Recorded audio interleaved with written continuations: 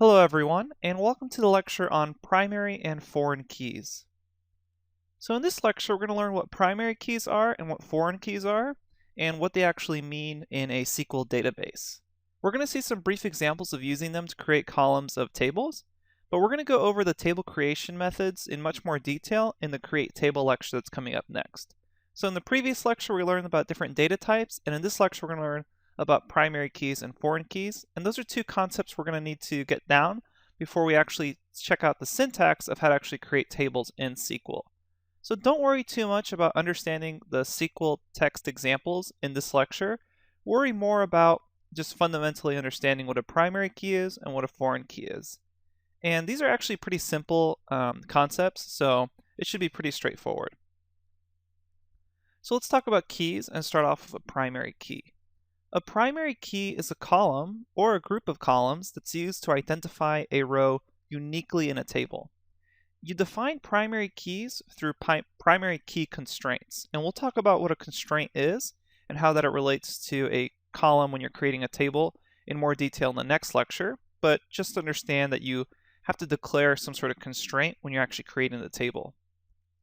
So a table can have one and only one primary key. It's a good practice to add a primary key to every table. And when you add a primary key to a table in PostgreSQL, what happens is you create a unique index on the column or a group of columns used to define the primary key. So let me go ahead and discuss a little more hands-on what this actually means as far as what a primary key is. If you recall back to the customer table or like a payment table, specifically in the customer table, we had columns such as customer ID, first name, last name, emails, etc. So the primary key for a table of that sort, like a customer table, would be the customer ID column. And that's because that specific column, the customer ID value, will uniquely identify that specific row for the customer. And that's different than the other columns because users can share first names, right? So you can have one user named John Smith and another user named John Roberts or something like that. And since they both share the first name John, and since it's possible that other customers also have the first name, you don't want to use the first name as a primary key. Instead, you'll use the customer ID as a primary key in order to uniquely identify all your customers. And that's really the basis of what a primary key is. It's designed to uniquely identify each row in that table. And that's why it's good practice to add a primary key to every table. And the database we've been working with, pretty much all the primary keys usually have some sort of underscore ID. And another topic to think about when you're creating primary keys, as far as data types, a lot of times you'll be using a serial data type because it will basically auto increment when you add a new row to your table. So that's something to keep in mind, right? You want to basically, oh, I'm adding a new customer, and this will be customer number 2. Oh, another one, customer number 3, 4, etc. So that ensures that you're going to keep them unique as you go along. Okay, so that's the main idea of a primary key, is to uniquely identify that row in the table. So let's go ahead and see a little bit of syntax of what it might look like for adding it. So normally we add the primary key to a table when we define the table structure using create table statement. Now I know we haven't actually seen this create table statement, and we're going to go over it in much more detail in the next lecture, but just think of this kind of like a preview of what it looks like. When you're creating a table in SQL, your basic syntax looks like this. You say create table statement, then you're going to input the table name. You go ahead and just put in whatever table name you want. And basically what this statement's going to start doing is it's going to say create this table, and then we have a set of parentheses here, and then you're going to say the desired column name you want in that table, the desired data type, and then you're going to have a constraint. So usually the very first column will be your primary key column. So you'll have a primary key constraint, and that basically says, okay, this column needs to be the primary key of this table. And there's other constraints such as like unique or not null, and we'll go over those constraints in much more detail in the next lecture. But I want you to kind of just get a sneak preview / understanding of this SQL syntax that we're going to see in much more detail in the next lecture. But this is how you would at least show or define a primary key table when you're creating a table. Okay, so moving on, let's talk about foreign keys. A foreign key is a field or group of fields in a table that uniquely identifies a row in another table. So, in other words, the basics is a foreign key is defined in a table that refers to the primary key of the other table.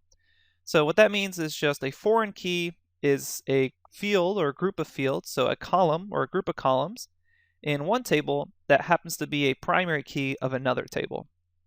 So the table that contains the foreign key is called referencing table or child table, and the table which the foreign key references is called the reference table or parent table.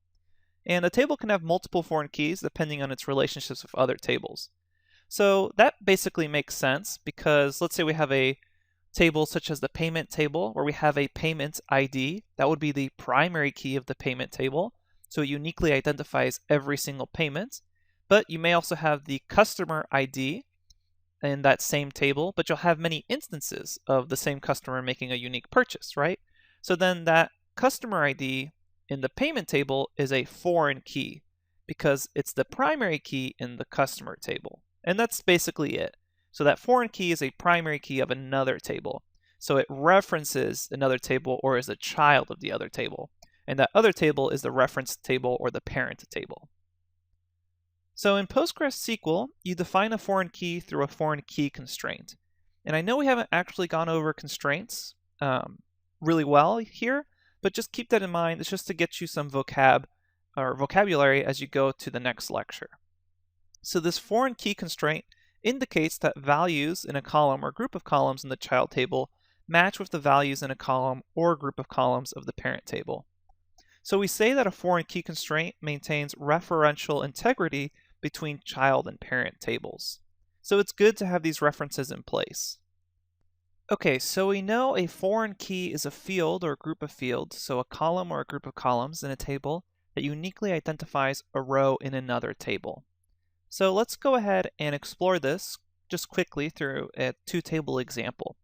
Let's say we have a table named SO headers here on the right that stores sales order headers information. And let's say it stores information such as some sales order ID as the ID column, a customer ID, and a ship to address column. So we have some ID, and we'll have this be the primary key of the SO headers table, and then we have a customer ID and a ship to column. And then we have some items table. So we have some sales order line items table. We'll call that SO items. And that's a table here on the left. And here we're going to have some other columns: item ID, sales order ID or SO ID, product ID, some quantity, and some net price. And so what happens here is we can create a reference in order to link these keys together. And so what that means is we can basically say in this SO items table or this sales order items table, the column SO ID or that sales order ID is going to reference the primary key ID of SO headers. And that's really all there is to it. So this ID is a reference to the primary key ID here of the SO headers. And then in the items table, we have item ID being a primary key of SO items. And we can actually also have both of these be primary keys as a group. So you can define both item ID and SO ID to be primary keys, so two columns or that group of columns be primary keys of the items table, with SO ID still referencing the ID column of the SO headers. So we'll explore later on when we're creating tables how to actually produce these, how to make these constraints work. But the main idea here is just to understand how a primary key uniquely identifies a row in a table, and then how a foreign key is just a field or a group of fields in a table that uniquely identifies a row in another table. Okay, so that's really all there is to it as far as what we're going to cover in this lecture. Later on, we're going to explore how to expand the idea for references of keys when actually creating tables. Okay, so that's it. And I will see you at the next lecture where we're going to actually go through the syntax and see some examples of create table statements. Thanks everyone, and I will see you at the next lecture.